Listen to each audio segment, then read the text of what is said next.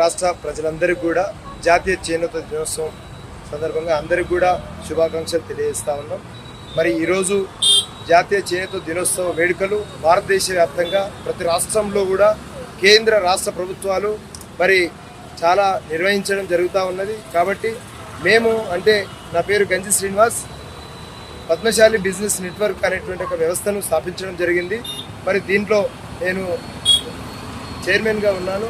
మరి ఈ యొక్క PBN నుంచి కూడా జాతీయ చేనేత దినోత్సవం వేడుకలు జరపాలనేటువంటి యొక్క ఆలోచనతో మరి ఈరోజు ఈ నెక్లెస్ రోడ్ సెంటర్ నుంచి మరి మాజీ ప్రధానమంత్రి మరి పివి నరసింహారావు విగ్రహం నుంచి మా కొండా లక్ష్మణ్ బాపూజీ యొక్క విగ్రహం వరకు ర్యాలీని తీసుకెళ్ళడానికి సిద్ధమయ్యాం.